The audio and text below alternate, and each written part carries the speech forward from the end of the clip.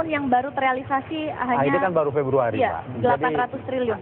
Bukan, 2011 adalah 872 triliun. Dan itu kita bisa menyelesaikannya 97,3%. Nah sekarang kita punya target 1032 triliun yang harus kita sukseskan di tahun 2012. Nah ini begini masalahnya, Pak, dengan kasus Gayus, dengan kasus DW, orang kan akhirnya begini, ngapain sih saya bayar pajak kok nanti jangan-jangan dikorupsi sama oknumnya. Oleh itu karena itu sekarang pengertian, karena bayar pajak itu Mbak, bayar pajak itu bukan ke orang pajak, bayar pajak itu bukan ke kantor pajak, bayar pajak itu adalah ke bank persepsi. Ke kantor pos persepsi oleh siapa? Oleh yang bersangkutan. Jadi tidak ada mekanisme membayar pajak ke orang pajak. Ini yang harus kita pahami bersama. Sehingga kadang-kadang masyarakat menilai keliru. Seolah-olah kesan bahwa seolah-olah uang pajak yang diambil oleh orang pajak. Tidak. Tapi kan si pengusaha kan pasti menginginkan loh Pak. Harganya kalau bisa murah. Nah dimurahin dong Pak. Gitu loh. Itu masalahnya nanti kan ada aturan main. Ada SOP di kita. Yang kemudian ada ada audit. Audit itu akan kemudian direview. Ada peer review. Ada inspektorat jenderal. Ada berbagai macam alat pengawasan kita yang kita bangun. Agar supaya kemudian SOP itu bisa berjalan dengan baik, bahwa anak-anak bekerja dengan kualitas tinggi, dan lain sebagainya, sehingga ini diharapkan bahwa hal semacam itu menjadi sangat sempit. Dan oleh karena itu kami ingin mengatakan, program reformasi yang dilakukan oleh Direktorat Jenderal Pajak dan Kementerian Keuangan pada umumnya, itu sudah berjalan dengan baik. Tapi tidak maksimal ya Pak ya? Belum maksimal, tidak maksimal, ini adalah proses. Soalnya ada lagi DW nih Pak, ada lagi DW, ada lagi DA nih kabarnya. Makanya kami katakan ini kasuistis. Saya ingin mengatakan di lain sisi banyak keberhasilan loh. Yang keberhasilan itu harus kita akui juga. Bahwa kenapa saya mengatakan keberhasilan? Karena ini adalah hal yang dilakukan oleh pihak-pihak independen. Contoh konkret misalnya, KPK sendiri melakukan survei tentang penilaian inisiatif anti korupsi PIAK di tahun 2010. Hasilnya apa? Bahwa kode etik Direktorat Jenderal Pajak mendapat skor 9,73 itu dari KPK skala 0, KPK. Yang kedua, promosi anti korupsi. Artinya siapa yang kemudian sekarang orang-orang pajak itu berupaya untuk melakukan itu enggak? Promosi anti korupsi, skornya adalah 9,82 dari skor 10. Dan itu KPK. Artinya yang ada saat ini adalah oknum saja gitu ya. Itu yang ingin kami katakan. Dan kalau berbicara oknum, itu dimanapun juga ada. Tidak ada satu jaminan. Di instansi manapun juga yang kemudian bisa memprotek, bisa mencegah, itu tidak terjadi. Itulah lagi soalnya Pak, ini kita bicara perpajakan nih Pak, saat ini kita bicara perpajakan. Tapi capek juga ya bicara sekalinya korupsi miliaran begitu. Pak Gun, Anda pernah di PPATK, Anda melihat sendiri profil rekening pegawai pajak, apakah memang selalu tambun begitu Pak? Itu tidak mesti ya, yang umumnya akan tergantung kepada kondisi atau keadaan yang sebenarnya.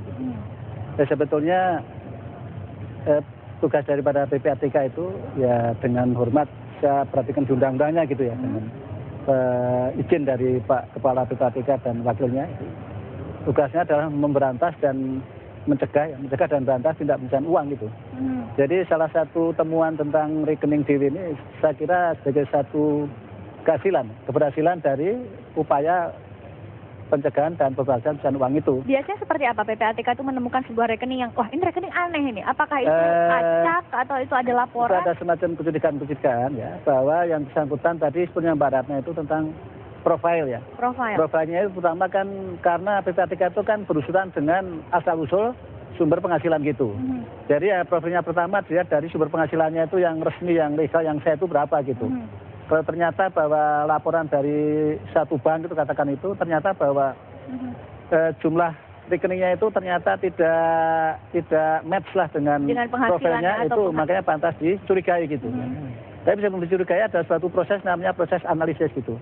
Analisis ini akan terungkap kira-kira apakah betul-betul ada dugaan kuat gitu, dugaan kuat bahwa itu memang berasal dari hasil tindak pidana gitu. Tapi begini Prof. Gunadi, kalau hanya sekedar mengumpulkan kuota, ya saya menyebut kuota saja begitu, ya mungkin terkadang atau mungkin tersebut biasa saja begitu Pak. Artinya kalau PPATK hanya bisa mengatakan kami setelah mendapat laporan 1.600 rekening mencurigakan, kami telah membuat laporan 2.000 rekening mencurigakan, di situ ada anggota DPR, di situ ada oknum pajak atau apa. Ya itu kan biasa Pak. Kenapa tidak dibikin semacam analisa yang lebih spesifik agar bila mana nanti KPK kah, kejaksaan kah, atau kepolisian kah tinggal memfollow up kan saja. Mungkin Mas Rifki lebih saya pertanyakan lagi, apakah diketahui sumber-sumbernya itu dapat dari mana Pak? Ya sekarang di Undang-Undang Nomor 8 Tahun 2010 itu selain analisis ada kegiatan lain yaitu pemeriksaan. Yaitu dengan pemeriksaan ini sehingga nanti akan diberi suatu data-data atau informasi yang lebih akurat. Sehingga pada suatu saat bahwa laporan hasil pemeriksaan dari PPATK itu siap dimanfaatkan oleh Pak Kun. Artinya untuk kasus DW ini bisa diketahui Pak? Ya saya kira karena sudah ditransfer ke kejaksaan, ya, saya kira mungkin ya, ya saya kira sudah cukup kuat itu bukti-bukti. Apakah PPATK gitu, ketika ada rekening mencurigakan selalu menyerahkan dengan ini rekening DW, ia mendapatkan transferan dari PT ini, PT ini, PT ini PT yang berhubungan pajak dengan DW, apakah juga seperti itu atau hanya ini rekeningnya aneh tergantung temuannya gitu, tergantung temuannya itu sudah dianalisis gitu Mbak. Jadi ada suatu bukti-bukti atau informasi lah yang mengarah pada dugaan yang kuat bahwa itu hasil dari suatu tindak pidana. Gitu. Jadi sebelum ada dugaan-dugaan itu tidak akan dikirimkan ke sana. Nanti kan sifatnya kan jadi data mentah gitu kan. Oke, jadi bukan hanya rekening tambun saja ya. Sudah ada informasi tambahannya. Kita angkat penelpon dulu Pak Dedi dan juga Prof Gunadi. Di sini ada Agung dari Joglo, Jakarta ya. Selamat pagi Pak. Silakan langsung pada poin pertanyaannya. Saya 2 pertanyaan ya. Satu kepada Bapak Direktur Penyuluhan Pajak ya. Oke Pak Dedi. Satu lagi dengan Bapak PPATK. Ini untuk pajak dulu Pak. Itu prihatin sekali Pak ya dari pegawai pajak yang terus melakukan tindakan penyelewengan kalau memang benar terbukti ya bahwa itu uang itu sudah dari hasil korupsi atau permainan dengan apa ini pajak wajib pajak. Wajib pajak.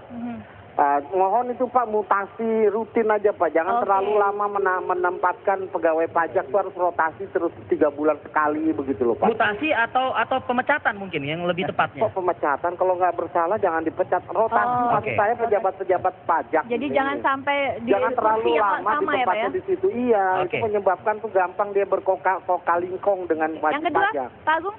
Yang kedua dengan PPATK Pak, saya mohon penjelasan pada masyarakat supaya jangan bingung nih Pak. Dibilang 2.000 transaksi mencurigakan, 1.600 transaksi mencurigakan.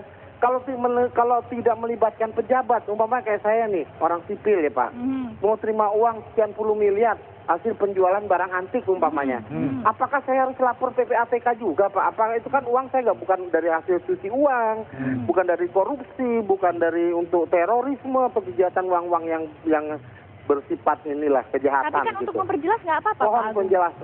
Untuk memperjelas, untuk menghindari kecurigaan. Iya, menghindari kecurigaan, cuma kan ada undang-undang pencucian uang apa.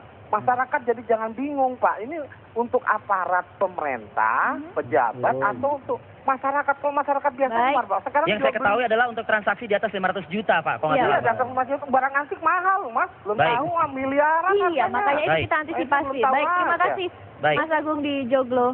Kita akan menjawabnya usai jeda pariwara berikut ya, Rifki ya. Tetap bersama kami pemirsa.